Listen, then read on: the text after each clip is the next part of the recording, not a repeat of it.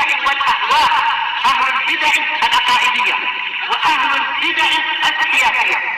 نقول بيننا وبينكم السلف، بيننا وبينكم الكتب، كان فيقول البدع بيننا وبينكم الجنائز.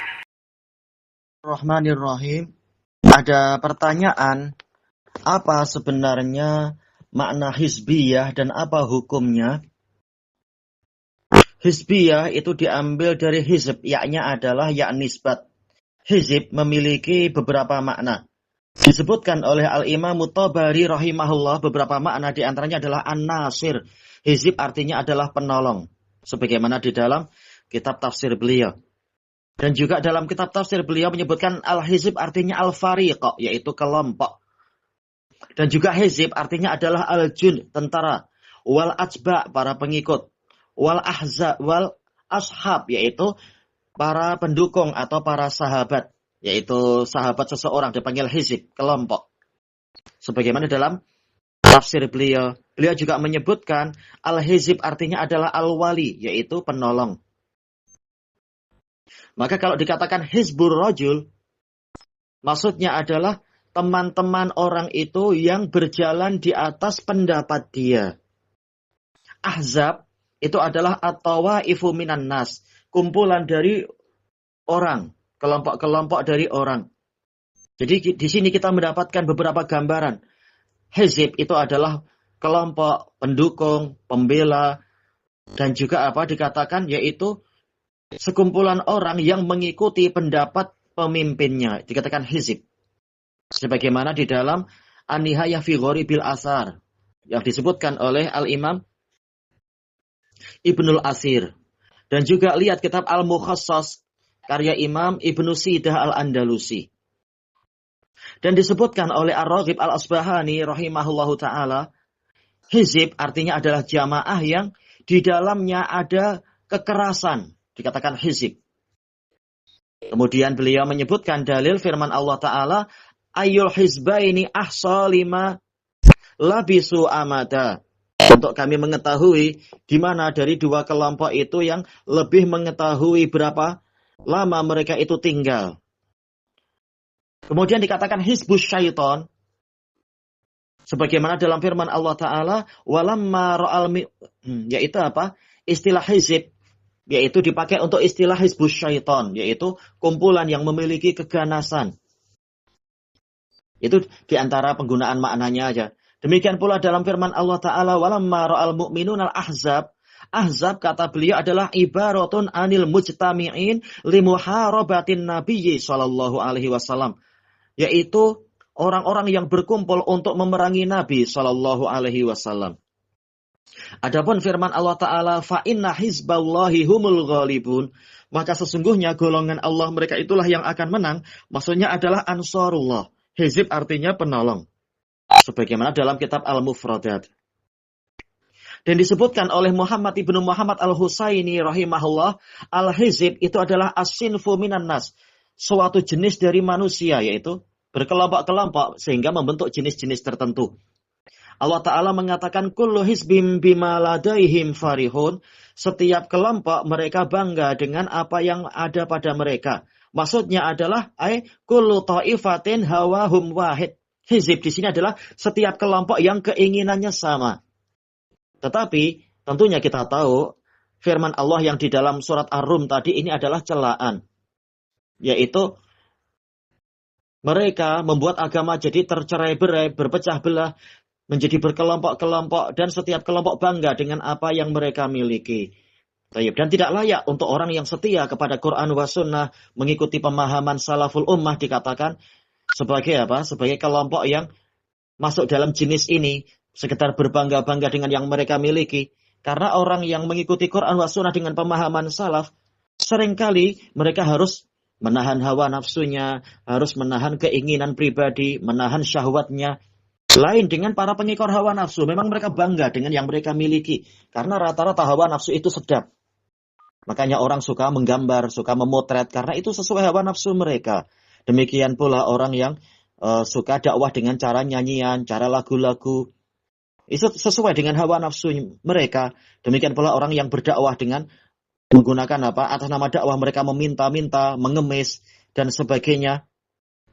Nah, itu sesuai hawa nafsu mereka, maka mereka bangga dengan jalan mereka. Lain dengan orang-orang yang memang tahu bahwasanya dunia ini adalah sijnul mukmin, penjara bagi orang mukmin. Maka walaupun mereka punya hawa nafsu, ingin juga menggambar, ingin juga mengumpulkan duit, ingin juga menyanyi, tetapi mereka berusaha untuk menahan diri dari yang demikian itu. Baik, makanya yang terkena ayat tadi adalah hizib-hizib yang mereka sekedar mengekor kepada hawa nafsu atau membela ra'yu para pemimpinnya. Karena mereka memang bangga dengan apa yang mereka miliki. Sementara yang setia pada Quran wa sunnah dengan pemahaman salaf, seringkali mereka memegang sunnah bagaikan memegang bara api. Bukan dengan berbangga-bangga, bukan. Bahkan sering memerangi diri sendiri, orang lain, hidup senang, hidup mewah. Tapi sementara yang setia pada Nabi harus bersabar apa adanya. Makanya yang terkena ayat tadi adalah orang-orang yang layak dikatakan sebagai hizbiyun, yang agamanya memang dibina di atas hawa nafsu sehingga mereka bangga dengan hasil pemikiran mereka atau pemikiran tokoh yang mereka kultuskan itu. Baik. Kemudian disebutkan oleh Al-Allamah Ibnul Mandur rahimahullahu taala tentang istilah hizib. Dikatakan hizbur rajul adalah ashabuh, yaitu para pengikutnya, wajunduh tentaranya, alladzi ala ra'yih, yang berjalan di atas pendapat pemimpinnya itu. Bukan di atas Quran wa sunnah dengan pemahaman salaf, tapi dengan apa? Ra'yu dari pemimpinnya. Quran wa sunnah didatangkan, ajaran salaf didatangkan untuk tegas menghadapi ahlul bidah, tegas menghadapi pelaku maksiat, bukan malah melindungi, bukan malah membela, bukan malah memuji-muji pelaku maksiat, yang penting masih golongan mereka, bukan malah kemudian memberikan kesempatan untuk pelaku maksiat itu ceramah sana sini, bukan macam itu. Baik. Nah, itulah yang layak dikatakan apa? Tidak mengikuti Quran wa sunnah dengan pemahaman salaf, tapi sekedar mengikuti ra'yu pemimpin. Nah, itu yang lebih layak dikatakan hizib. Baik. Mau marah, kembali kepada kaidah, bukan kepada pendapat dan rasio dan perasaan. Agama ini dengan apa? Dengan kaidah, dengan dalil Quran wa sunnah, dengan pemahaman salaf. Bukan dengan apa? Berusaha untuk membuat pemimpinnya marah, kemudian pemimpinnya kemudian mengeluarkan vonis-vonis terhadap orang yang dibenci tadi. Jadi emosional, tidak kembali ke dalil tapi kembali kepada emosional, dikritik sedikit langsung melenting marah. Nah, itu pengekor hawa nafsu sebenarnya. Mau marah-marah, terserah. Baik. Kemudian dikatakan oleh Ibnu Mandur, yaitu apa? Seperti hizibnya syaitan. Nah, ini istilah penggunaan hizib. Kemudian beliau mengatakan wa kullu qaumin tasyakalat qulubuhum, setiap kelompok yang jantung-jantung atau hati mereka itu bentuknya sama, yaitu pemikirannya sama, wa a'maluhum, demikian pula amalan mereka polanya sama, fahum ahzab, maka mereka dikatakan hizib. Karena apa? Polanya sama. Wa illam yalqa ba'duhum ba'dha, walaupun sebagian dari mereka tidak berjumpa dengan yang lainnya. Iya, terkadang tersebar di seluruh dunia, tapi pemikirannya sama, maka dia dianggap satu firqah. Dianggap apa? Yaitu firqah yang sama dengan orang yang memang sepemikiran dengan dia. Kata beliau, seperti kaum Ad, kaum Samud, kaum Fir'aun, Allah mengatakan ulaikal ahzab, mereka itulah ahzab. Karena apa? Pemikirannya sama, menentang para rasul, menyombongkan diri kepada nasihat-nasihat Allah, dan yang seperti itu. Memakai ra'yu untuk melawan wahyu, memakai qiyas untuk melawan nas, memakai hawa untuk melawan huda, mereka itulah ahzab. Kemudian beliau mengatakan wa kullu hizbim bima ladaihim farihun. Setiap kelompok mereka bangga dengan apa yang mereka miliki. Yang lain mengatakan, yaitu As-Sahib Ibnu Abbad rahimahullah mengatakan al-hizib adalah ashabur rajul ma'ahu ala ra'yihi wa amrih. Yang namanya hizib adalah pengikut seseorang, menyertai orang itu di atas pemikiran dia, ra'yu dia, dan amrih dan perintah dia. Makanya boleh dilihat siapa yang suka memberikan komando dengan ra'yunya, bukan berdasarkan Quran wa sunnah dengan pemahaman salaful ummah. Baik. Kalau dikatakan, yaitu apa? Tahazzabal qaum, yaitu mereka berkumpul dan menjadi kelompok-kelompok. Inilah gambaran tentang masalah hizib. Kemudian kata beliau juga, istilah hazabtuhu, yaitu kuntu ma'a hizbih. Yaitu saya menyertai kelompok dia. Hazab tuh. Dan dikatakan fulan yuhazibu li fulan ya'sobu bihi wayan suruh. Yaitu fanatik kepada orang tadi dan menolongnya. Bukan melihat di atas dalil atau tidak di atas dalil. Tapi yang penting, dia kelompok saya, dia guru saya, dia berjasa pada saya, dia adalah keluarga saya. Maka dia fanatik dan kemudian menolongnya. Bukan untuk mengingkari kemungkaran yang dilakukan oleh tokoh yang dia agungkan, tapi malah dibela mati-matian. Nah, inilah hizib. Selesai dari kitab Al-Muhit fil Lughah. Al-Jauhari rahimahullahu ta'ala mengatakan ahzab adalah at-tawaif allati tajtami'u ala muharabatil anbiya alaihimussalam. Ahzab adalah kelompok-kelompok yang berkumpul untuk memerangi para nabi. Ini menunjukkan yang dikatakan hizbi adalah orang yang menyelisihi ajaran Nabi, lebih suka fanatik kepada pendapatnya sendiri atau pendapat tokoh-tokohnya tanpa melihat apakah pendapat ini sesuai dengan Quran was sunnah dengan pemahaman salaf, ataukah sekedar pakai ra'yu, pakai istilah kemaslahatan dengan menentang dalil-dalil dan ajaran salaf. Nah, itulah yang hizbi sebenarnya. Baik. Disebutkan oleh Ibnu Sidah Al-Andalusi rahimahullah, kalau Jauhari tadi dalam As-Sihah. Beliau mengatakan ahzab adalah junudul kufar, ta'allabu wa tadhaharu ala hizbin nabiyyi sallallahu alaihi wasallam. Ahzab adalah tentara-tentara orang kafir. Mereka berkumpul dan saling menolong untuk menghadapi golongannya Nabi sallallahu alaihi wasallam. Dan seterusnya. Sebagaimana dalam kitab Al-Muhkam. Maka hizbiyah yang dimaksudkan di dalam pembahasan manhaj dan sebagainya adalah yaitu ta'assubu syakhsi li syi'atih wa ta'ifatih wa firqatih, yaitu fanatisme seseorang kepada kelompoknya, golongannya dan puak dia. Fayuwafiquhum fil a'mal awil ahwa awil afkar diddal haq. Kemudian dia mencocoki mereka, menyepakati mereka dalam amalan atau hawa nafsu atau pemikiran yang menentang kebenaran. Setiap orang boleh mengklaim, saya di atas kebenaran, orang itu di atas kebatilan. Setiap orang mungkin untuk mengklaim macam itu. Tapi masing-masing harus dilihat mana yang sesuai ajaran salaf, yang mana yang setia di atas ajaran salaf, dan mana yang justru malah melindungi orang yang menyelisihi salaf. Dan hizbiyah itu bid'ah. Karena Allah Ta'ala memerintahkan kita untuk mengikuti Rasul Sallallahu Alaihi Wasallam dan berhukum kepada Rasul. Menjadikan Rasul sebagai hakim. Bukan malah fanatik kepada pendapat para tokoh. Ditanyakan kepada Al-Imamul Wadi'iyu rahimahullahu ta'ala, hal Abdurrahman ibnu Abdul Khaliq mubtadi? Maka beliau mengatakan, na'am mubtadi. Iya, dia adalah mubtadi.